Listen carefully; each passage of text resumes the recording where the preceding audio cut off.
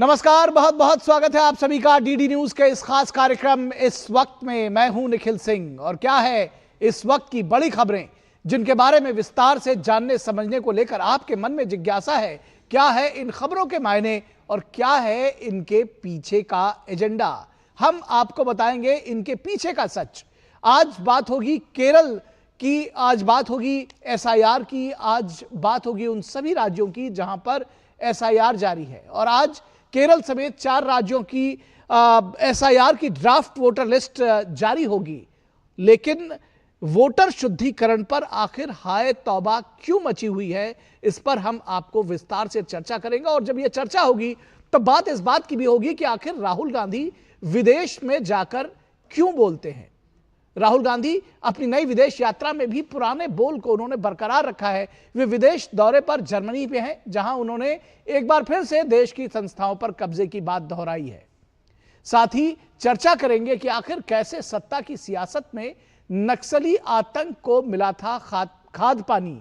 झीरम घाटी की घटना में किसके अंदरूनी हाथ होने की बात सामने आ रही है। जेपी नड्डा के बयान की बात करेंगे और नक्सल आतंकवाद की कमर तोड़ने के लिए सरकार ने कौन सी रणनीति अपनाई है, इस पर भी विस्तार से बात करेंगे।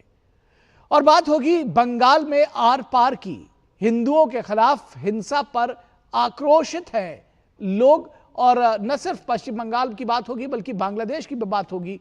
और बात यह भी होगी कि अब हिंदू लाइव्स मैटर, आखिर हिंदुओं को का जीनोसाइड जिस तरह से बांग्लादेश में करने की कोशिश की गई, इस पर भी हम चर्चा करेंगे। आखिर क्यों लोग चुप थे अब तक इस पर और क्यों चुप्पी साधी हुई है दुनिया ने।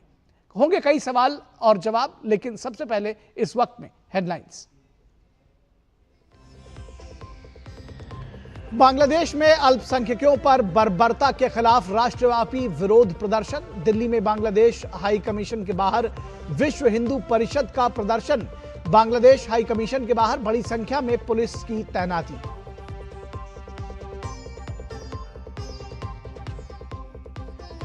विदेशी धरती पर नेता प्रतिपक्ष के बिगड़े बोल पर भाजपा आक्रामक। देश को बदनाम करना भाजपा ने बताया राहुल की पुरानी आदत। कहा एलओपी का मतलब बना अब लीडर ऑफ प्रोपेगेंडा और लीडर ऑफ पर्यटन।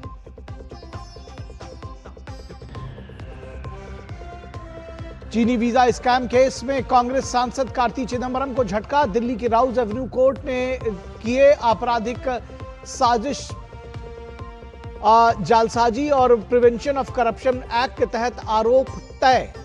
अगली सुनवाई 16 जनवरी को।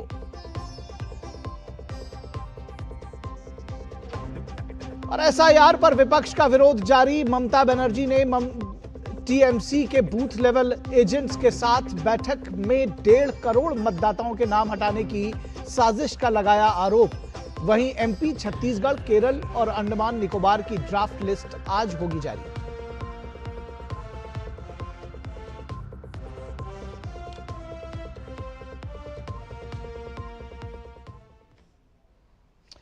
तो सबसे पहले वोटर लिस्ट शुद्धिकरण की बात करेंगे, जिस पर हाय तौबा मची हुई है। माइक्रो ऑब्जर्वर्स जब नियुक्त किए गए हैं तो ममता बनर्जी कह रही हैं कि उनका नाम पता लाकर दीजिए। एमपी, छत्तीसगढ़, अंडमान निकोबार और केरल में ड्राफ्ट लिस्ट आज जारी होगी। इन राज्यों में एनुमरेशन 4 नवंबर से 18 दिसंबर तक हुआ।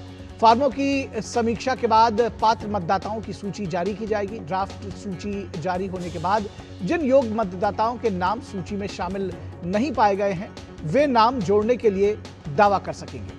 वहीं अयोग्य मतदाताओं के नाम हटाने के लिए भी आपत्ति लगाई जा सकेगी। सभी दावों, आपत्तियों और अपीलों के निपटारे के बाद अंतिम मतदाता सूची इन सभी राज्यों की 21 फरवरी 2026 को प्रकाशित की जाएगी। चुनाव आयोग ने शुक्रवार यानी 19 दिसंबर को गुजरात और तमिलनाडु की ड्राफ्ट वोटर लिस्ट जारी की थी, जिसमें कुल 1 करोड़ 71 लाख नाम हटाए गए थे। इससे पहले 16 दिसंबर को राजस्थान, पश्चिम बंगाल, गोवा, लक्षद्वीप और पुडुचेरी की ड्राफ्ट लिस्ट जारी की गई थी, जिनमें करीब 1 करोड़ 2 लाख नाम बाहर किए गए थे। वहीं एसआईआर को लेकर कांग्रेस समेत विपक्ष का विरोध लगातार जारी है। तो यह समझने की जरूरत है कि आखिर तमिलनाडु में विरोध करते हैं कि 1 करोड़ नाम कट गए, लेकिन गुजरात की बात नहीं करते, क्योंकि कुल मिलाकर नाम कटे 1,71,00,000, यानी गुजरात में भी 71 लाख नाम कटे हैं, लेकिन वहां पर हाय तौबा नहीं है। तो राहुल गांधी अब विदेश में है और विदेश यात्रा में भी पुराने बोल को उन्होंने बरकरार रखा हुआ है। वे विदेश दौरे पर जर्मनी में हैं, जहां से उन्होंने एक बार फिर देश की संस्थाओं पर बीजेपी के कब्जे का आरोप लगाया है। बर्लिन के हटी स्कूल में आयोजित कार्यक्रम में राहुल गांधी ने कहा कि बीजेपी ने ऐसा माहौल बना दिया है कि संस्थाएं अपना काम नहीं कर पा रही हैं, लोकतंत्र खतरे में है। वोट चोरी के आरोपों को दोहराते हुए राहुल गांधी ने कहा कि हमने ये साबित किया कि कांग्रेस ने हरियाणा चुनाव जीता है। हमने चुनाव आयोग से सीधे सवाल पूछे, लेकिन हमें कोई जवाब नहीं मिले। यह राहुल गांधी का कहना था, लेकिन राहुल गांधी ने बड़ी सफाई से अपने वक्तव्य में यह नहीं बताया कि चुनाव आयोग के बार बार मांगने पर भी उन्होंने अपनी शिकायत को लेकर हलफनामा नहीं दिया था। एसआईआर का विरोध कर रहे राहुल गांधी, ममता बनर्जी समेत विपक्ष ये मानने को तैयार नहीं दिखता कि पिछले 22 वर्षों में मृतक वोटर्स और स्थान बदलने वालों की तादाद बहुत बड़ी संख्या में बढ़ी है, लेकिन विपक्ष का आरोप कि वोटर्स के नाम काटे जा रहे हैं। मुख्य चुनाव आयुक्त ने नियमों का हवाला देते हुए फिर से दोहराया है कि सिर्फ भारतीय नागरिक ही वोट डाल सकते हैं, लेकिन टीएमसी और कांग्रेस को बंगाल में प्रोगेनी मैपिंग से परेशानी है। उनका कहना है कि आयोग प्रोगेनी मैपिंग के दौरान माता पिता से जुड़े हुए कागजात मांग रहा है। ममता बनर्जी ने टीएमसी के बूथ लेवल एजेंट्स के साथ बैठक में भाजपा पर तीखा प्रहार किया। उन्होंने कहा कि 1.5 करोड़ मतदाताओं के नाम हटाने की कोशिश की जा रही है, लेकिन सवाल यह पूछा जा रहा है कि केंद्र सरकार के कर्मचारी जिन्हें माइक्रो ऑब्जर्वर्स के तौर पर नियुक्त किया गया है, उनके नाम पते की जानकारी हासिल करने के बाद अपने कार्यकर्ताओं से आखिर ममता बनर्जी क्यों कर रही हैं? इसके पीछे वो क्या साबित करना चाहते हैं? क्या माइक्रो ऑब्जर्वर्स को सीधे तौर पर धमकाया जा रहा है या देख लेने की धमकी दी जा रही है? यह भी बड़ा सवाल है। तो जो लोग लोकतंत्र की बात करते हैं वो कर्मचारियों को धमकाते हैं और कहते हैं कि हमारे साथ अन्याय हो रहा है।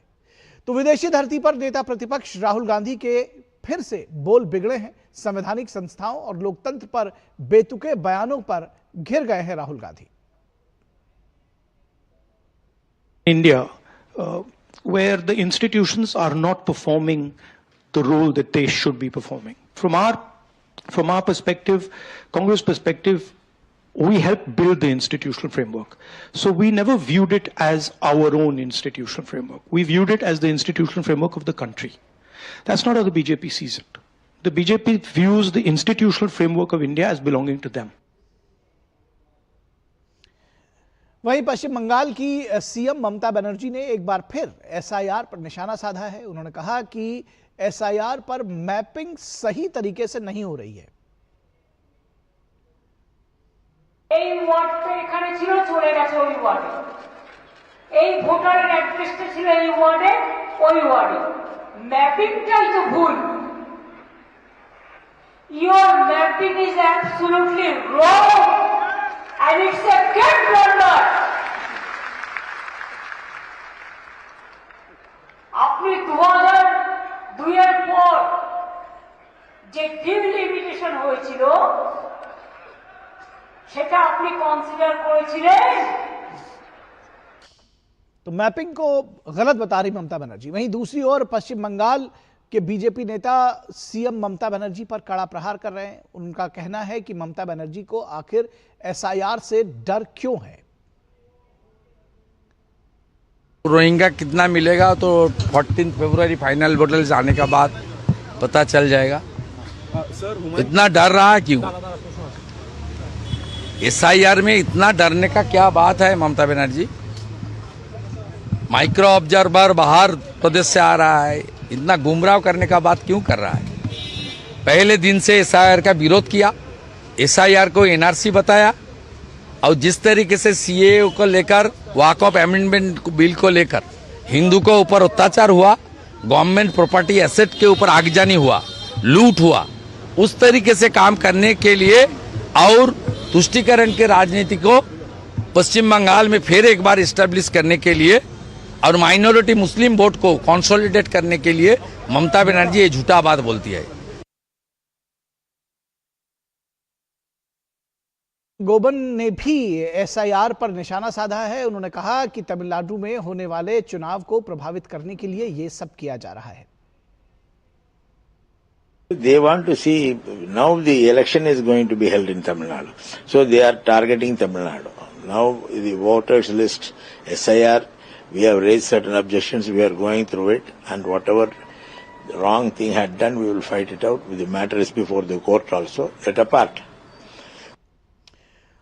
और इस पूरी खबर पर चर्चा करने के लिए, बातचीत करने के लिए हमारे साथ खास मेहमान जुड़े हुए हैं। उनसे आपका परिचय करा दें। हमारे साथ एसएन सिंह, बीजेपी के प्रवक्ता, जुड़े हुए हैं। एसएन सिंह जी, बहुत स्वागत है आपका। संदीप त्रिपाठी, कांग्रेस के नेता, हमारे साथ जुड़े हुए हैं। संदीप त्रिपाठी जी, बहुत स्वागत है आपका। विनोद मिश्रा, हमारे कंसल्टिंग एडिटर, इस पूरे विषय पर बातचीत करने के लिए जुड़े हुए हैं। विनोद मिश्रा जी, आपके साथ अगर हम इस चर्चा की शुरुआत करना चाहें, ये समझना चाहें कि आखिर राहुल गांधी जैसे ही वो विदेश में जाते हैं, वो उनको क्या लगता है कि वो वहां जाकर अगर किसी बात को कहेंगे या ये बताएंगे कि हमारे देश में लोकतंत्र खत्म हो गया है, तो उनकी बात को बेहतर ढंग से सुना जाएगा, या वो अपने आप को स्केपगोट बता सकेंगे? क्या इस बात से वो साबित क्या करना चाहते हैं? निखिल, कल हम लोगों ने चर्चा की थी। कल जो 2 स्टेट के लोकल बॉडी इलेक्शंस के रिजल्ट आए थे, अरुणाचल प्रदेश और महाराष्ट्र के परसों, और आपने देखा था कि बीजेपी ने असेंबली इलेक्शन के बाद कितना शानदार परफॉर्म किया है, अरुणाचल प्रदेश में भी और महाराष्ट्र में भी। जी, महाराष्ट्र में आज की तारीख में बीजेपी एक सिंगल पार्टी है जिसका पैन महाराष्ट्र में हर जगह उसकी अपनी पहुंच है, हर जगह उसके अपने मेयर हैं। 100-125 से ज्यादा, 120-25 मैं कह रहा हूं कि उसके नगराध्यक्ष हैं, उसके मेयर बने हैं अलग अलग काउंसिल। जी, अरुणाचल प्रदेश की यही हाल है। 55 से ज्यादा वहाँ पे मेयर उसके अलग अलग क्षेत्रों में उन्होंने निकाय चुनाव में जीती है। जी, तो अब सवाल ये है कि क्या ये जादू है क्या? ये अगर एक वहाँ के चीफ मिनिस्टर एक नगर के चुनाव के लिए अगर 38 से 40 ये रैलियां करता है, लोगों के बीच में अपना रिपोर्ट कार्ड देता है, कार्यकर्ताओं से मिलता है, कार्यकर्ताओं के साथ संवाद करता है, वहाँ के सारे कार्यकर्ता, जहाँ कम वहाँ हम, इस फॉर्मूले से सारे के सारे कार्यकर्ता वहां जुटते हैं और उस चुनाव के जीत को सुनिश्चित करते हैं। जी, तो क्या ये बेईमानी है? ये वोट चोरी है? तो अब सवाल है कि राहुल गांधी ये नहीं करते हैं, लेकिन उनको जब कहा जाता, अभी पार्लियामेंट में हम लोगों ने देखा कि मनरेगा बनाम ये जी राम जी पे इतनी लंबी बहस चली पार्लियामेंट के दोनों सदन में, लोकसभा में और राज्यसभा में। राहुल गांधी नहीं थे, राहुल गांधी उस चर्चा में नहीं थे। लोकतंत्र में जो सबसे मर्यादा होती है वो पंचायत की, सबसे बड़े पंचायत पार्लियामेंट की चर्चा है, उसमें राहुल गांधी नहीं है। लेकिन बर्लिन से वो ये बात संदेश दुनिया को देते हैं कि विश्व के लोकतंत्र पे खतरा है, क्योंकि भारत में लोकतांत्रिक संस्थाएं मजबूर हो रही हैं, लोकतांत्रिक संस्थाओं पे कब्जा हो रहा है। वो किसको ये मैसेज दे रहे हैं? एक विपक्ष के नेता को अगर इस तरह की बात, वो विदेशों में जाते हैं, ये पहली बार नहीं बोल रहे हैं, हर बार ये बोलते हैं, तो आप भारत के लोकतंत्र को कमजोर करने की बात कह के विश्व में आप किसको ये संबोधन कर रहे हैं? ये नैरेटिव जो है उसमें आप अपने देश के लोकतंत्र के बारे में जब आप दुनिया को बताते हैं, आप लोकतांत्रिक संस्थाओं के बारे में ये कहते हैं कि ये संस्थाओं का कोई वैल्यू नहीं है, ये संस्थाएं कब्जा हो रही है, तो आप निश्चित रूप से दुनिया को गुमराह करते हैं। और जबकि देश में आपकी हालत ये है कि आप लोकल बॉडी तो छोड़िए, आप कोई विधायक से भी जिताने की हालत में नहीं होते हैं। तो इन सारी चीज़ों पे एसआईआर को लेके उनकी जो खींच है, वो खींच आपको सामने में दिखती है कि जब राहुल गांधी की पूरी पार्टी सुप्रीम कोर्ट में थी, 5 नाम नहीं दे पाई जो सीधे सीधे एसआईआर में जिनका नाम काटा गया। और यहां बात बड़ी बड़ी कर रहे हैं कि पूरी संस्थाओं पे कब्जा बीजेपी का हो गया। तो ये सारी चीजें दुनिया देख रही है, देश के लोग भी देख रहे हैं। ठीक है, संदीप त्रिपाठी, सीधा सवाल सर आपसे ये कि क्या ये एसआईआर की खींच है, हार की निराशा है जो विदेशों में जाकर निकलती है? अब अभी भी मोदी ने एक बात कही कि इसके पहले भी कहते रहे थे एसआईआर तो पहले सर नहीं होता था। एसआईआर तो अभी स्टार्ट हुआ, मान लीजिए 6-7 महीने की प्रक्रिया है पहले। तो तब कोई फ्रस्ट्रेशन तो दूसरा रहा होगा, तब भी हार का फ्रस्ट्रेशन तो तब भी था। नहीं सर, ये इसका मतलब ये हुआ कि जो है उस दक्षिणपंथी सोच के लोग अपनी जो है नाकामी कह लीजिए, अपने नकारेपन कह लीजिए, अपनी चोरी को छिपाने के लिए इस तरीके की बातों की ओट लेते हैं। बाकी अगर आप ये कहेंगे, मैं अब मान लीजिए विरोध जी, आप राहुल जी की बात मत मानिए, आप बात मान लीजिए योगी जी। योगी जी ने कहा कि उत्तर प्रदेश में हमारे वोट कट जा रहे हैं, हमारे वोट कट गए, अब आप उसको मानिएगा? वोट तो कट रहे ना, मतलब आप मानिए कि वोट कट रहा है। तो वोट कट गए तो किसी को क्या- हाजिर क्यों नहीं कर पा रहे सर जिनके आपके- वोट कटे? अच्छा, यही सवाल तो एक सवाल ऐसा है संदीप जी कि ये बार बार पूछा जा रहा है कि जिनके वोट कटे कुछ 2 4 6 10 को ले आइए सामने। बताते हैं सर, बता रहे हैं, आंकड़ों के साथ तथ्यात्मक बात करते हैं निखिल जी। सर अभी प्रयागराज का एक उदाहरण दे रहा हूँ। प्रयागराज में सर जो 2 लाख के लगभग मृतक घोषित किए गए थे, उसमें से 10,000 जिंदा हो गए सर। जब डेट बढ़ गई तो उसमें से 10,000 लोग जिंदा हो गए। कैसे जिंदा हो गए? मतलब अमृत वर्षा हो गई। सर इधर उधर की बात मत करिए सर, अभी ड्राफ्ट लिस्ट आएगी तो वो सारी चीजें होंगी। मैं ये कह रहा हूं कि बिहार में 65 लाख लोगों के नाम कटे, आप कितने लोगों को लेकर आ पाए जो जो जो जिंदा हो गए या जिन्होंने कहा कि हमारा नाम कट गया है? जहां की ड्राफ्ट लिस्ट आएगी सर, पहले हो गया उस प्रक्रिया के दौरान जिंदा हो गए, मर गए, ये सारी बातें ड्राफ्ट लिस्ट आ जाने दीजिए। अब यूपी प्रयागराज मतलब यूपी की बात कर रहे हैं, हम कह रहे हैं कि जहां पर हो चुका है वहां पर एक आदमी अब लाकर नहीं खड़ा कर पा रहे हैं। बता रहे उसका भी बता रहे हैं सर। वहां पर जब हमने ऐसे लोगों को ले जाकर खड़ा किया तो चुनाव आयोग ने कहा कि हम उन वोटरों को तब तक नामांकित करते रहेंगे जब तक जो है चुनाव का जो है नामांकन नहीं हो जाएगा, प्रत्याशी कर लेगा। और वही वजह रही कि 3 लाख लोग वोट बढ़े ना सर। कैसे बढ़ गए 3 लाख? तो 62 से 3 हुए, 3 लाख बढ़े, मतलब कि थोड़ा अगर लीकेज था तो इतना भी नहीं था जितना आप शोर बचा रहे हैं सर। लोकतंत्र में एक वोट सर, एक वोट की बात कर रहा हूँ। एक वोट से कम 50 उदाहरण बता सकता हूँ संसदी चली गई लोगों की। ठीक, एक वोट भी महत्वपूर्ण होता है। आप कह रहे हैं कि 10 लाख और 3 लाख, तो इसीलिए तो ये व्यवस्था रखी गई है। आप समझिए बात को, आप इसको इधर उधर कर रहे हैं। व्यवस्था भी इसीलिए रखी गई है कि जब ड्राफ्ट लिस्ट आएगी, जब इवन तो फाइनल लिस्ट की भी बात कर रहे हैं कि उसके बाद भी अगर आ जाए तो भी हम जोड़ने के लिए तैयार हैं सर। वहां पर चुनाव हो गए ना सर। अब यहाँ पर आप बताइए डेट बढ़ाने की जरूरत क्यों पड़ी? नहीं, वही तो बात कही जा रही है कि भाई 65 लाख। देखिए आप इसको इस तरह से मत समझाइए। आप मुझे ऐसा लग रहा है कि इसमें क्या है कि दर्शकों को दिग्भ्रमित करने की कोशिश कर रहे हैं। 65 लाख लोगों के नाम कटे, 3 लाख लोग फिर सामने आए कि जी हमारे नाम कट गए हैं, उनको आयोग ने जोड़ लिया और यही प्रोसेस है।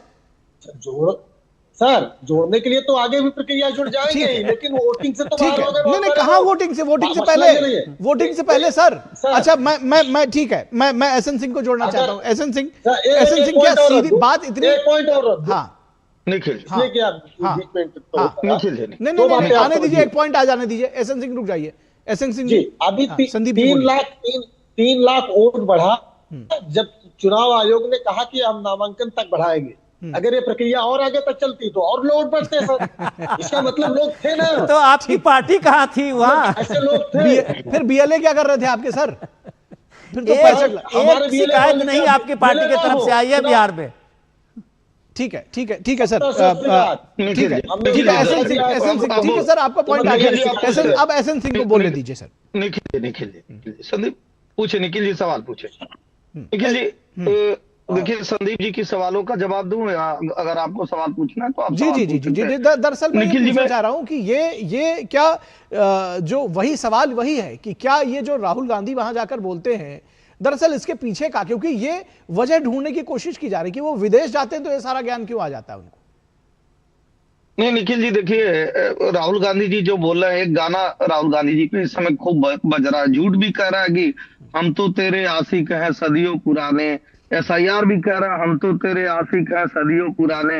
और आदरणीय संदीप जी ने आज बड़ी 3-4 चीजों को कहा। राहुल गांधी जी के बातों को देखिए और यही आप दर्शक भी तय कर लेंगे और आपके चैनल पर रही दूध का दूध और पानी का पानी हो जाएगा। देश में एक संवैधानिक संस्था है, एक लोकतांत्रिक व्यवस्था है, और वो लोकतांत्रिक व्यवस्था है कि नहीं है, राहुल गांधी जी किस लोकतांत्रिक व्यवस्था के, ऑस्ट्रेलिया इंग्लैंड की लोकतांत्रिक व्यवस्था के नाते चुने गए कि भारत के लोकतांत्रिक व्यवस्था और संवैधानिक व्यवस्था के नाते चुने गए? एक बात। दूसरी बात, अगर भारत में कोई कमी होती है तो और भी संवैधानिक संस्थाएं आप वहां कह सकते हैं। SIR का प्रकरण सुप्रीम कोर्ट में चल रहा है और सुप्रीम कोर्ट उसको बंद नहीं किया। आप चाहे तो अभी भी कर सकते हैं।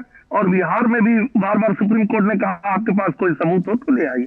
तीसरी बात मैं कह रहा हूं कि किन किन चीजों पर सवाल उठाते हैं। पहले क्या कि SIR पर सवाल नहीं उठा रहा, टाइमिंग पे सवाल है। बिहार में क्योंकि 1 महीने का। अब तो बाकी राज्यों में मध्य प्रदेश हो, छत्तीसगढ़ हो, केरल हो, उत्तर प्रदेश में यहाँ तो भरपूर समय था। यहाँ किस पे सवाल उठा रहे हैं तो चोरी हो जा रहा है। उन्होंने कहा कि भैया आप 65 लाख नाम कटा, आप 65 लाख के दिखाइए, नहीं ले गए। उन्होंने कहा नहीं ईवीएम हैक हो जाता है। चुनाव आयोग ने कहा था ईवीएम को हैक करके दिखा दीजिए। उन्होंने कहा नहीं वोट डिलीट हो जाता है। आपके जिम्मेदार चैनल पर कहता हूं कि अभी चुनाव बिहार का नहीं बीता, बिहार का बीते 45 दिन हुए हैं। आप बता दिए होते कि कौन सी ईवीएम जो है कोई है उसका वो डेटा कहाँ पे है, तो चूंकि डेटा 45 दिन तक सुरक्षित रहता है, हो जाता है। ये सब कुछ भी नहीं करना है। चुनाव आयोग को आपको नहीं बताना है। उसी लोकतांत्रिक व्यवस्था के नाते आपको और आपकी बहन को, आपकी माताजी को और आपकी सरकार बनती है। लेकिन सवाल उठाना, और सवाल कहाँ उठाना है?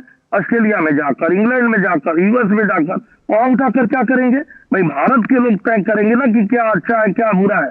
लोकतांत्रिक व्यवस्था में सबसे सुंदर मूल्यांकन कौन करता है? जनता करती है। और जनता बिहार की आपको नकार दी। और आपके सहयोगियों ने भी कहा कि राहुल गांधी जी हमको उलझा दिए, एसआईआर कोई मुद्दा नहीं था, बिहार में कोई और मुद्दा था। पांचवी बात अभी आदरणीय हमारे कांग्रेस के प्रवक्ता ने कहा कि प्रयागराज में बहुत लोगों का नाम कट गया। भाई साहब नाम हो सकता है कि कट गया हो, लेकिन उसके बाद समय दिया जाता है ABCD तक कि किसी भी व्यक्ति का नाम कटा हो तो वो प्रमाण पत्र लेकर BLO के माध्यम से जिला कार्यालय पे, निर्वाचन कार्यालय पर या ऑनलाइन आवेदन कर सकता है, उसकी पुष्टि हो जाएगी।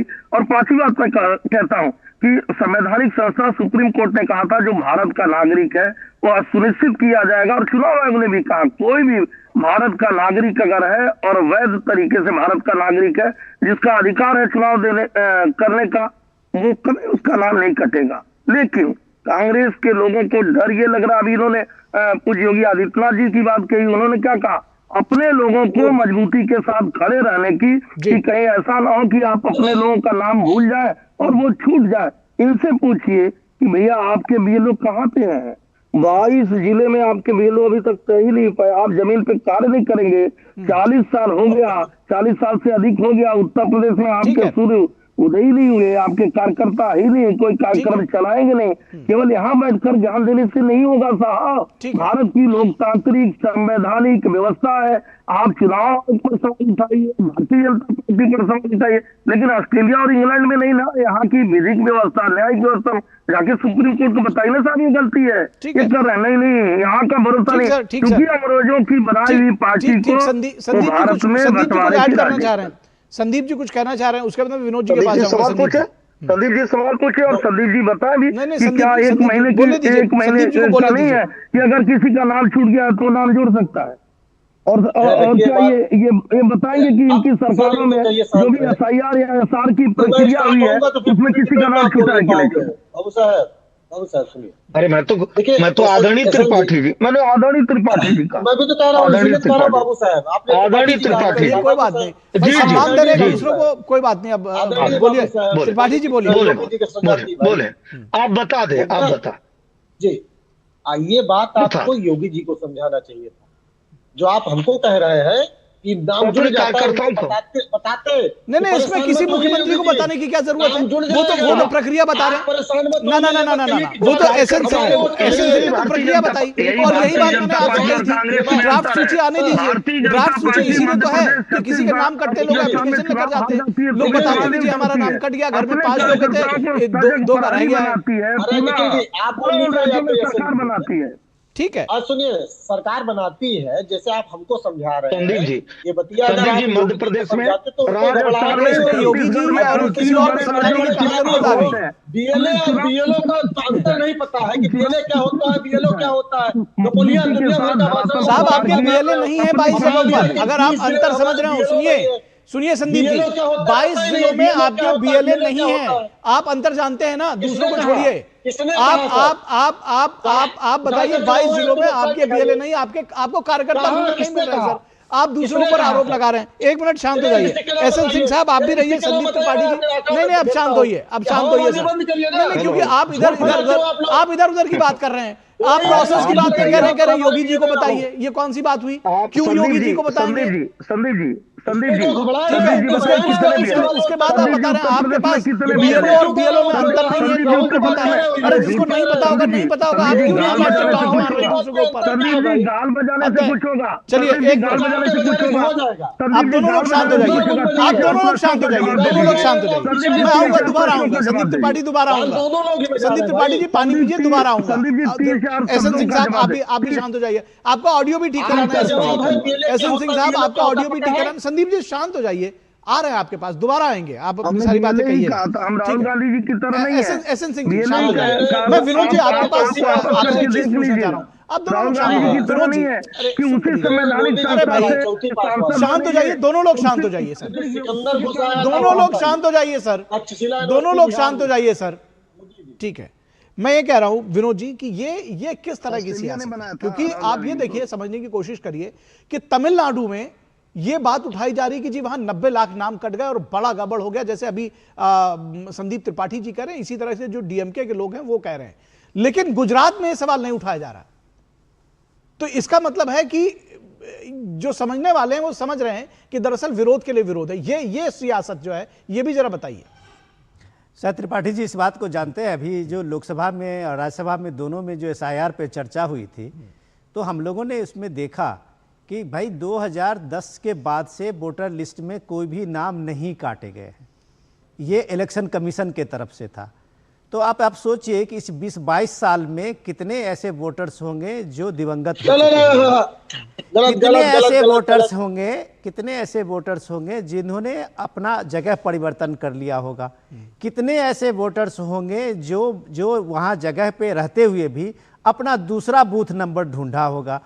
ऐसी सिचुएशन में त्रिपाठी जी, जब इस देश के वोटर्स की बात आप कहते हैं, तो ऐसे सिचुएशन में आपके ही कम से कम 4-5 जगह पे वोट होंगे, 4-5 जगह। मेरा भी था 5-6 जगह। अच्छा आप सुनिए तो सही, 5-6 जगह अगर मेरा भी वोटर लिस्ट में नाम था और कभी कटे नहीं क्योंकि एसआईआर नहीं हुआ, और आज मेरा एक जगह पे है, निखिल भी होंगे, उनके भी 5-6 जगह पे होंगे, जहाँ जहाँ हम लोग अपना पलायन करते रहे नौकरी पेशा और चाकरी में, वहाँ वोटर लिस्ट होता रहा।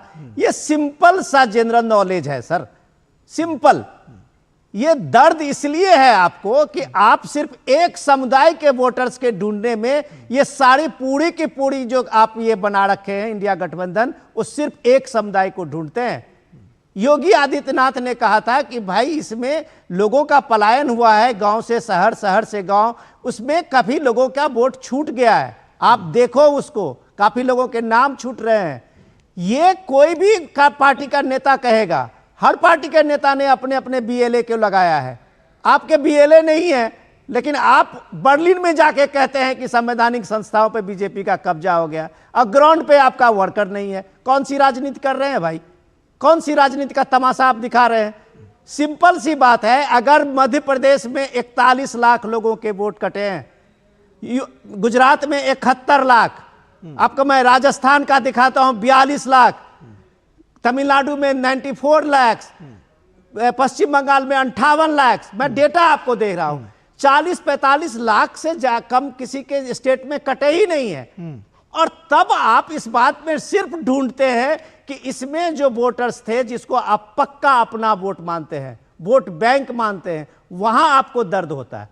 अब पूरे टीएमसी का आप देखिए कि वो इस बात पे जोर लगा रही है कि भाई हम किसी भी तरह से इसका, सुनिए तो सही, प्रोग्रेसिव मैपिंग नहीं होने देंगे। वो क्या है, 2002 का इलेक्शन कमीशन का जो वोटर लिस्ट उसने पब्लिक किया है और वोटर लिस्ट को वेबसाइट पे रखा है, 2025 में 40% से ज्यादा लोगों का उसका कोई लिंक नहीं मिलता।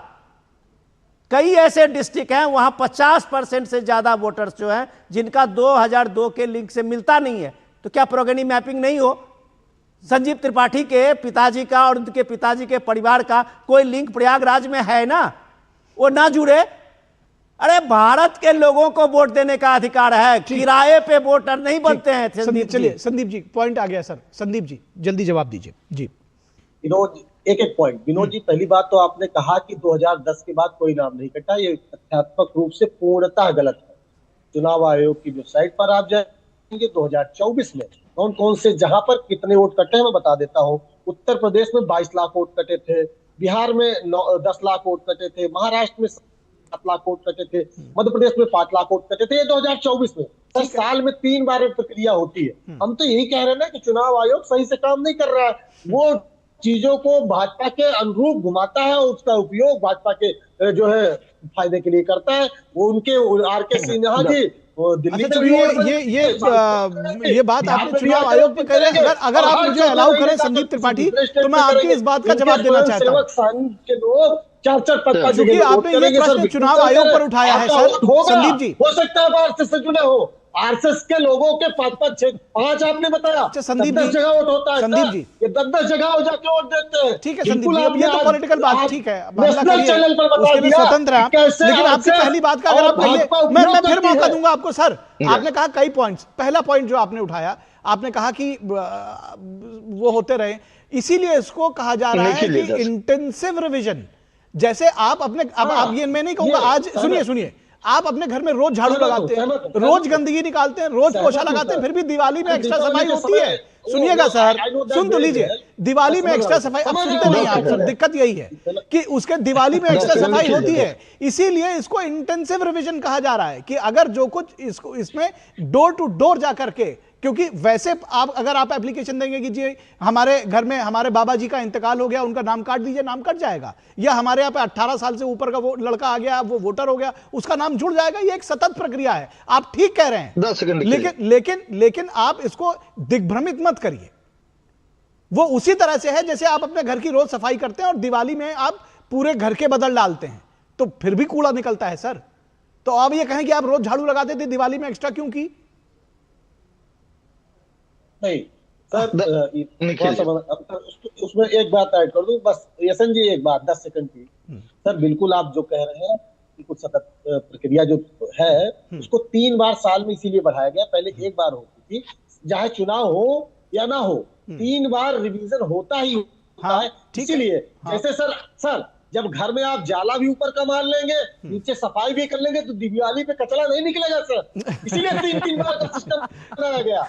ठीक है सर, चलिए मैं आपसे ऐसा लगता है जैसे मैं आपसे डिबेट कर रहा हूं, इसलिए इस बात का जवाब एसएन सिंह को देने देते हैं। ठीक है सर, निखिल जी 2-4 एक पॉइंट और है कोई शायद आपके पास, एसएन सिंह जी रुक जाइए, संदीप त्रिपाठी के पास कोई एक पॉइंट और है जी, जल्दी से सर, जल्दी से सर संदीप त्रिपाठी बहुत जल्दी से, संदीप त्रिपाठी बहुत जल्दी से, एसएन जी रुक जाइए बस, एसएन जी 1 मिनट रुक जाइए। कहा गया सर कि आगे ऐसा मैकेनिज्म बनाया जाएगा इस तरीके की प्रक्रिया की आवश्यकता ना हो। ये 2003 के बाद ये हमारे नेताओं ने, हमारे हर पार्टी के लोगों ने एक ऐसा मैकेनिज्म बनाने की कोशिश की। अब अगर वो मान लीजिए मैकेनिज्म फेल हो गया, चलिए ठीक है फेल हो गया, लेकिन अगर हम उस पर सवाल आप भी पहले खड़ा करते रहे, 4 के बाद आपने 10 साल तक चुनाव आयोग को सवाल नहीं खड़े किए। मोदी जी का बयान आप देख लीजिए, बहुत सारे नेता। चलिए आपका पॉइंट आ गया, आप जवाब ले लेते हैं सर, ठीक है सर, आ गया पॉइंट। नाराज मत होइए सर, संदीप जी नाराज मत होइए, आपने सवाल उठाया उसका जवाब देने जा रहे हैं संदीप जी, अब आपका जवाब भी तो सुन लीजिए, एसएन सिंह बोल रहे हैं जी। दूसरे का 1 मिनट कहेंगे और 15 मिनट बोलेंगे। ठीक, कोई नहीं, बोलिए दिक्कत क्या होती है ना, भारत अच्छा नहीं लगता इसलिए इटली और ऑस्ट्रेलिया में जवाब देते हैं, इनको जो है संघ अच्छा नहीं लगता है क्योंकि संघ में तो शक्ति होती है ना, तो जमात पे सवाल जब नहीं, अब आपने बोला तो आप सुन तो लीजिए, मैं बोला आपके बीच में, इनको संघ नहीं अच्छा लगता है, जमात अच्छा लगता है, तो जमात पे सवाल नहीं उठाते हैं कि जमात के लोग बोरा झोरा लेकर बांग्लादेश पर खड़े हैं। और तीसरी बात मैं पूछा रही कांग्रेस के नेता, दोबारा आपसे पूछ रहा हूँ संदीप जी, दोबारा आपसे पूछ रहा हूँ, आप भाषा का संयम रखिए, जमात के रिश्तेदारी मत निकालिए। अब मैं पूछ रहा हूँ कि क्या भारत में कोई भी ऐसा व्यक्ति होगा, अरे संदीप जी बोलने ही नहीं देंगे संदीप जी, यही होता है ना, क्योंकि आप राहुल जी को इसलिए बचा रहे हैं, राहुल जी के नाते आप 2014 में किसकी सरकार थी भाई, 2014 में एफआईआर नहीं हो रहा था, 40 साल उत्तर प्रदेश में हो गया, 35 साल बिहार में हो गया, मुझे लग रहा है 30-40 साल पश्चिम बंगाल में हो गया, गुजरात में हो गया,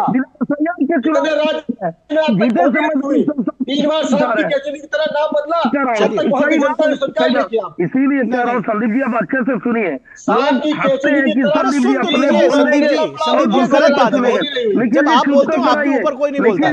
तो कराइए। निखिल जी क्या है ना, संदीप जी अपने बारे में भूल जाते हैं कि मुझे क्या बोलना। मैं निखिल जी को चुनौती देते हुए कहता हूँ, क्या ये केवल भारतीय जनता पार्टी के लिए हो रहा है कि भारत के लिए हो रहा है? क्या कांग्रेस के लिए अलग कोई विधिक प्रक्रिया होनी चाहिए?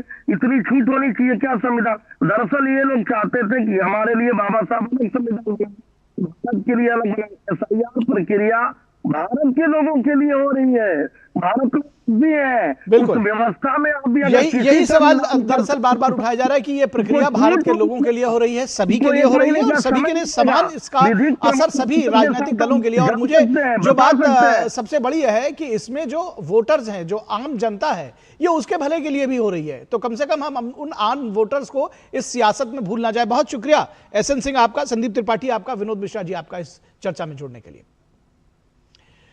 और यहां रुकेंगे एक छोटे से ब्रेक के लिए। ब्रेक के बाद जब वापस लौटेंगे तो बात होगी छत्तीसगढ़ की और बात पुरानी भी निकलेगी। बात झीरम घाटी के उस नक्सली हमले की होगी जिसमें बड़े स्तर पर कांग्रेस के नेता मारे गए थे। आज उसकी चर्चा दोबारा फिर करेंगे।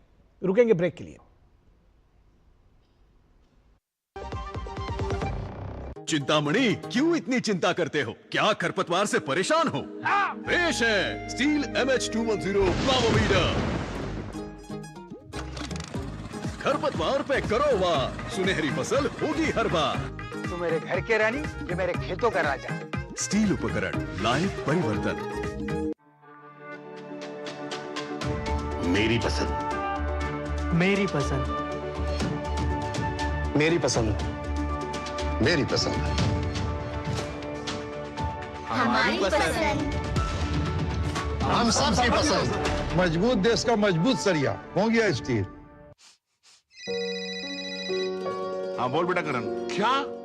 जिंदगी की रोज की दौड़ में हम अक्सर चीजें भूल जाते हैं अंकल,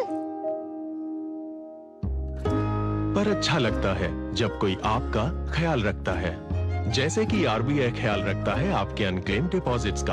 अनक्लेम डिपॉजिट मतलब? वो बैंक खाते जिसमें 10 साल या उससे अधिक से कोई लेन देन न हुआ हो। ऐसे खाते RBI के DEA फंड में चले जाते हैं। अपने बैंक के किसी भी शाखा में जाकर अपना KYC अपडेट कराइए और अपना अनक्लेम डिपॉजिट वापस पाए। RBI कहता है जानकार बनिए, सतर्क रहिए।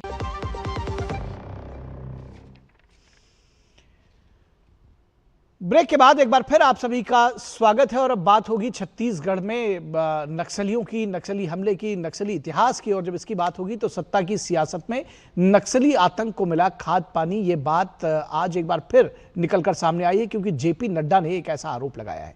पिछले दिनों केंद्रीय स्वास्थ्य मंत्री और भाजपा के पूर्व राष्ट्रीय अध्यक्ष JP नड्डा ने छत्तीसगढ़ की राजनीति में एक नई बहस को जन्म दिया है। बीजेपी के सीनियर नेता ने यह आरोप लगाया कि झीरम घाटी हमले में कांग्रेस की अंदरूनी सियासत का हाथ था। उन्होंने 2013 के झीरम घाटी नक्सली हमले को लेकर कांग्रेस पर बेहद गंभीर आरोप लगाए हैं। नड्डा ने दावा किया कि इस हमले में कांग्रेस के ही कुछ लोग शामिल थे और उन्होंने ही अपने नेताओं की जानकारी नक्सलियों को दी थी, यानी कि मुखबरी कांग्रेस के नेताओं और कार्यकर्ताओं ने ही की थी। JP नड्डा ने कहा कि छत्तीसगढ़ प्रभारी रहते हुए उन्होंने झीरम घाटी की घटना को बेहद करीब से देखा था। उन्होंने पूरी जिम्मेदारी के साथ कहा कि कांग्रेस के लोगों ने ही अपनों को मरवाने के लिए नक्सलियों से संपर्क किया था। प्रदेश अध्यक्ष दीपक बैज ने नड्डा के बयान को झीरम घाटी के शहीदों का अपमान बताया। उन्होंने मांग की कि JP नड्डा शहीदों के परिजनों से सार्वजनिक रूप से माफी मांगे। इस हमले में पूर्व राज्य मंत्री महेंद्र कर्मा और छत्तीसगढ़ कांग्रेस के अध्यक्ष नंद कुमार पटेल समेत कम से कम 27 लोगों की मौत हो गई थी। कांग्रेस के वरिष्ठ नेता विद्याचरण शुक्ल को गंभीर चोटों के कारण दम तोड़ देना पड़ा था। छत्तीसगढ़ कांग्रेस की एक पीढ़ी, पूरी पीढ़ी इस हमले में शहीद हो गई थी। बड़ा सवाल यह है कि अपने शहीद नेताओं की याद में एक शहीद स्मारक बनाने के अलावा कांग्रेस की केंद्र और राज्य सरकारों ने कुछ नहीं किया।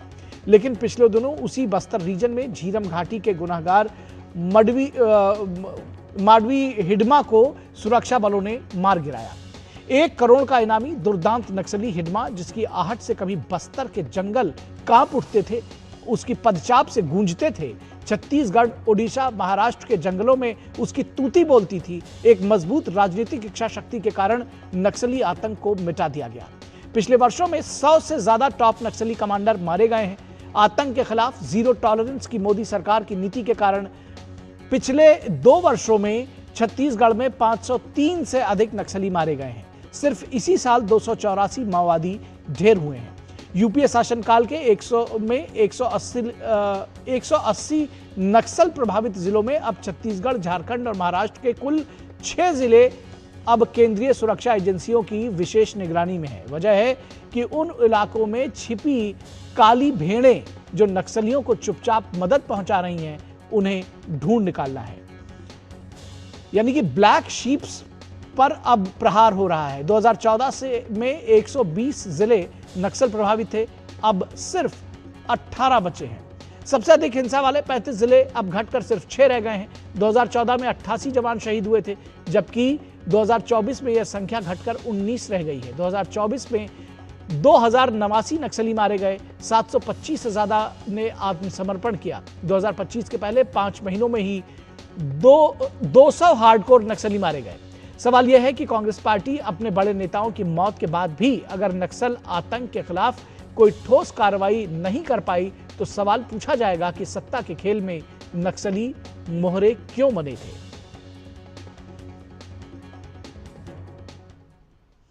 तो आइए बीजेपी के वरिष्ठ नेता जेपी नड्डा को सुन लेते हैं कि झीरम घाटी की घटना में कांग्रेस का हाथ होने की बात उन्होंने क्या कहा। आपने आदरणीय मोदी जी के नेतृत्व में और उनकी इच्छा शक्ति ने, अमित शाह की रणनीति ने और आपके द्वारा धरती पर उतारने का काम विष्णुदेव साय जी ने और गृह मंत्री विजय शर्मा जी ने नक्सलवाद को जड़ से समाप्त करने का काम जो उठाया है, उसके लिए मैं विशेष करके बधाई देता हूं। मुझे याद है छत्तीसगढ़ का मैं प्रभारी था। मैंने झीरम घाटी की घटना देखी है। आज मैं बड़े जिम्मेवारी के साथ कहना चाहता हूं, झीरम घाटी की घटना की जानकारी और अंदर की खबर कोई और नहीं दे रहा था, उनके बीच के लोग ही अपने लोगों को मरवाने के लिए लगे हुए थे और नक्सलवाद से संपर्क कर रहे थे। वहीं कांग्रेस नेता राशिद अलवी ने कहा कि जेपी नड्डा बताएं कि कांग्रेस के कौन लोग इसमें शामिल थे। आप किसी को भी कह दें कि इसके अंदर फला लोगों का हाथ था, इससे कोई फर्क थोड़ी पड़ेगा। अगर आपके पास इतनी अहम मालूमात है और आपके पास इतनी खौफनाक मालूमात है कि कांग्रेस के लोगों ने ही कांग्रेस के लोगों को मरवा दिया था, तो नड्डा साहब को बताना चाहिए कि वो कौन लोग थे। और इस पूरी खबर पर बातचीत करने के लिए हमारे साथ खास मेहमान भी जुड़ेंगे। 2 खास मेहमान, दरअसल विनोद मिश्रा के साथ साथ हमारे साथ राजेंद्र शर्मा जो कि वरिष्ठ पत्रकार हैं, उस दौर के पत्रकार हैं जिन्होंने इस घटना को देखा है, वो भी जुड़ेंगे। लेकिन फिलहाल विनोद मिश्रा जी के साथ इस खबर की शुरुआत करेंगे पड़ताल कि विनोद मिश्रा जी, एक पूरी पीढ़ी कांग्रेस की, अगर हम उस घटना की उस दौर को याद करें, वो समाप्त हो गई थी और आज अब कम से कम 12 सालों के बाद ये खुलासा, कैसे आप इसको देखते हैं? क्या कुछ उस दौर के में जब ये घटना हुई थी तब से लेकर अब तक, क्योंकि ये सवाल तो कांग्रेस के ऊपर आएगा ही कि उसने कम से कम जो अपने शहीद नेता थे एक स्मारक बना देने के अलावा और कुछ किया नहीं।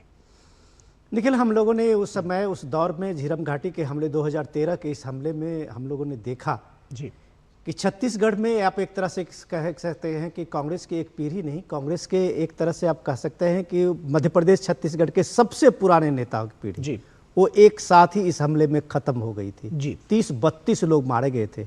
27 सीनियर कांग्रेस के लीडर थे। पटेल पार्टी राष्ट्रीय वहाँ पे प्रदेश अध्यक्ष थे। महेंद्र कर्मा, जिसको टाइगर कहा जाता था, छत्तीसगढ़ में उनका सलबा जुडूम को लेके और एंटी नक्सल मूवमेंट में अपनी एक पहचान थी। और उस महेंद्र कर्मा के डेड बॉडी पे वो नक्सली वहाँ पे डांस करते हुए दिखे। इस तरह की बड़बड़ कार्रवाई के बाद अगर आप ये देखिए कि उसके बाद की कांग्रेस की सरकारों ने आप उसके पे क्या रिएक्ट किया। मुझे याद है कि उसके कई दिन के बाद में, महीनों के बाद में, होम मिनिस्टर तब चिदम्बरम थे और उन्होंने कहा था कि हम ये नक्सली के आतंक के खिलाफ में एक वहाँ ऑपरेशन शुरू किया गया था कि ऑपरेशन शुरू होगा। पूरे जोर शोर से उस ऑपरेशन की शुरुआत हुई थी कि अब इस ऑपरेशन की शुरुआत करेंगे। और हुआ क्या, सीधे दिग्विजय सिंह वहाँ जब मध्य प्रदेश के जो पूर्व मुख्यमंत्री हैं उसे लेके और कई ऐसे सीनियर लीडर थे जो सीधे उसके खिलाफ में उतर आए थे और वो ऑपरेशन नहीं हुआ, वो कामयाब नहीं हुआ। और इस देश ने और छत्तीसगढ़ मध्य प्रदेश के लोगों ने देखा कि वही हिडमा जो उस पूरे छत्तीसगढ़ के वो सुकमा के में जो ये झीरम घाटी पे जो हमला हुआ था, जिसमें सारे कांग्रेसी लीडर मारे गए थे, तो वो हिडमा ही था जो नक्सल के अभी टॉप कमांडर था इस दौर में, उसको कैसे सुरक्षा बलों ने मार गिराया था। जी, ये होता है राजनीतिक इच्छाशक्ति। जेपी नड्डा ने किस आधार पे कहा है, तो नड्डा जी वहां पे प्रभारी थे छत्तीसगढ़ के, वो बेहतर जानते होंगे, लेकिन ये बात तो लोगों ने देखा कि कांग्रेस पार्टी की सरकारें आई गई छत्तीसगढ़ में, वो ऐसे इस पे ये जो कार्रवाई हुई, इसके कमीशन बना, क्या उन्होंने उस पर कार्रवाई की थी। लोगों ने देखा कि नक्सलियों के सपोर्ट से कैसे बस्तर के इलाके में कांग्रेस पार्टी को वोट का फायदा होता था, महाराष्ट्र के गढ़चिरौली के इलाके में, झारखंड के इलाकों में। तो आप जब इसको मोहरा बनाएंगे तो डेफिनेटली आप उसको तो क्या दरअसल विनोद जी आप ये कहना चाह रहे हैं कि ये जो जिस तरह की कार्रवाई अभी सरकार ने की, ये पहले की सरकार ने इसलिए नहीं की क्योंकि वोट बैंक की भी सियासत इसमें जुड़ी हुई थी? देखिए, वोट बैंक की सियासत में कहूंगा मैं, ये कह रहूंगा कि वो या कोई साठगांठ, वो ये देख रहे थे कि नक्सली पे ये खिलाफ में कार्रवाई से कहीं आदिवासी इलाकों में इसका दूसरा नेगेटिव इंपैक्ट नहीं हो। आप ये देखिए कि उतने बड़े ऑपरेशन की चिदम्बरम साहब के उस पे शुरू किया था, तो उसके बाद उसको अचानक कैसे कांग्रेस पार्टी के लीडरों ने ही खत्म कर दिया कि इससे मध्य प्रदेश छत्तीसगढ़ के आदिवासी इलाकों में इसका बुरा असर पड़ेगा। लेकिन आप आज देखिए कि पूरे छत्तीसगढ़ स्तर बस्तर के उस रीजन में, दंडकारण्य के उस पूरे पहाड़ी जोन में अगर आप देखिए, जिसपे वो रेड कॉरिडोर की बात होती थी, पशुपति से तिरुपति तक का रेड कॉरिडोर था, आज वो पशुपति से तिरुपति कॉरिडोर कहां खत्म हो गया, कहां 180 जिला और 6 जिलों में सिमट गया। ये राजनीतिक इच्छा शक्ति है जब आप कहते हैं कि आतंक के खिलाफ जीरो टॉलरेंस, और इस जीरो टॉलरेंस में आप देखिए टॉप कमांडर मारा गया, तो नक्सल के पूरे के जो माओवादी मूवमेंट के जो सबसे बड़े लीडर थे, उन्होंने गढ़चिरौली में सरेंडर किया है। तो ये आपका इकबाल होता है, और आप अगर वो इकबाल नहीं दिखाते हैं और अपने लीडरों के मारे जाने के बाद भी वोट तलाशते हैं, तो फिर ये नक्सली आतंक कभी खत्म नहीं हो सकता था। ये बात जेपी नड्डा की बात तो लोगों को माननी पड़ेगी, ये फर्क कैसे पड़ा है। जी बिल्कुल, निश्चित तौर पर, और ये जानने समझने की जरूरत है, लोग जरूर इस पर सोचे विचार करें। और सबसे खास बात है कि जो इस दौर में जिस तरह से सरकार ने काम किया है, जिस तरह से कमर तोड़ी है नक्सलियों की, वो काबिले तारीफ है, और इसमें कोई शक शुबा नहीं है कि सरकार की दृढ़ राजनीतिक इच्छा शक्ति को उसका जो क्रेडिट है वो जरूर देना पड़ेगा। बहुत शुक्रिया विनोद जी इस तमाम बातचीत के लिए। और यहां रुकेंगे एक छोटे से ब्रेक के लिए। ब्रेक के बाद जब वापस लौटेंगे तो बात होगी कि पश्चिम बंगाल से लेकर में आखिर क्यों कुछ तुष्टीकरण की बात रही, या जो भी बात रही, क्यों इस तरह की बातें सामने आई कि हिंदुओं के खिलाफ बहुत जगहों पर जो हमले हुए उसमें कम्युनल राइट्स जैसा एंगल देखने को मिला, और क्या उसको जो सत्तासीन लोग थे उन्होंने प्रश्रय दिया था। इस विषय पर भी बात करेंगे, और बात बांग्लादेश की भी होगी। रुकेंगे एक छोटे से ब्रेक के लिए, कहीं मत जाइएगा, जल्द हाजिर होंगे। चिंतामणि, क्यों इतनी चिंता करते हो? क्या खरपतवार से परेशान हो? पेश है स्टील MH210 प्लावोमीटर। खरपतवार पे करो वार, सुनहरी फसल होगी हर बार। तू मेरे घर के रानी, ये मेरे खेतों का राजा। स्टील उपकरण लाए परिवर्तन। जब धरती चीर कर निकलता है लोहे का पत्थर और मिलता है मोंगिया के जोश से, फिर तपता है, पिघलता है और बनता है फौलाद। अब होता है सरिया सारी खूबियों के साथ। मोंगिया स्टील, मजबूत देश का मजबूत सरिया। LIC युवा प्रोफेशनल्स के लिए लाए हैं नव जीवन श्री। करें नियमित प्रीमियम का भुगतान, जीवन बीमा का आनंद लें, प्राप्त करें प्रीमियम के प्रतिशत पर गारंटीकृत एडिशंस। अपने वित्तीय लक्ष्यों के अनुरूप मैच्योरिटी पर गारंटीकृत धनराशि पाएं। मौजूदा पॉलिसी धारकों के लिए आकर्षक अतिरिक्त लाभ। आज ही खरीदें। चिंतामणि, क्यों इतनी चिंता करते हो? क्या खरपतवार से परेशान हो? पेश है स्टील MH210 प्लावोमीटर।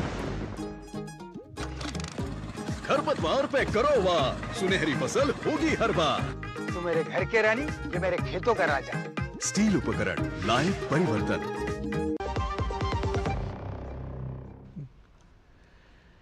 ब्रेक के बाद एक बार फिर आप सभी का स्वागत है और बात होगी पश्चिम बंगाल से लेकर बांग्लादेश तक की, जहां बंगाल में आर पार है, हिंदुओं के खिलाफ हिंसा पर आक्रोश है। बांग्लादेश की अगर बात करें तो वहां एक बार फिर बांग्लादेश सुलग चुका है। पूरे मुल्क में तोड़फोड़ और आगजनी की घटनाएं रूह कपाने वाली हैं, लेकिन कट्टरपंथियों के निशाने पर अल्पसंख्यक हिंदू ही क्यों हैं, ये एक बड़ा सवाल है। कट्टरपंथी जमात इंकलाब मंच के प्रवक्ता और छात्र नेता शरीफ उस्मान हादी की हत्या के बाद हिंसा भड़कने के बाद निशाना बंग बंधु को ही क्यों बनाया गया, ये सवाल पूछा जा रहा है। मौत की खबर आने के बाद ढाका के कारवां बाजार में बांग्लादेश के अखबार द डेली स्टार की इमारत को आधी रात गुस्साई भीड़ ने आग लगा दी। दंगाइयों ने सिर्फ बंग बंधु शेख मुजीबुर रहमान के पैतृक घर को दोबारा आग लगा दी, बल्कि कई संस्थानों को निशाना भी बनाया है। भालुका इलाके में एक गरीब हिंदू युवक को पीट कर भीड़ ने उसकी हत्या कर दी। उसके बाद मृतक के शव को पेड़ से बांधकर आग लगा दी।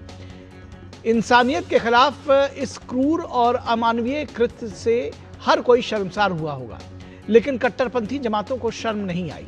बांग्लादेश एजेंसियों का दावा है कि दीपू दास की बर्बर हत्या में शामिल 12 लोगों की पहचान कर ली गई है और पुलिस इस पर लगातार कार्रवाई करने की कोशिश कर रही है, लेकिन दलित दीपू दास के परिवार को न्याय की उम्मीद नहीं दिखती। दीपू के भाई अप्पू का कहना है कि उनका परिवार अब बांग्लादेश में नहीं रहना चाहता। दीपू का परिवार भारत आना चाहता है ताकि वो कट्टरपंथियों के कहर से बच सके। जिस देश को आजाद कराने में भारत के पैसे से लेकर खून पसीने की मदद लगी और उसके साथ ही हजारों सैनिक शहीद भी हुए, उस मुल्क में आज अल्पसंख्यक हिंदुओं की जान के लाले पड़े हैं।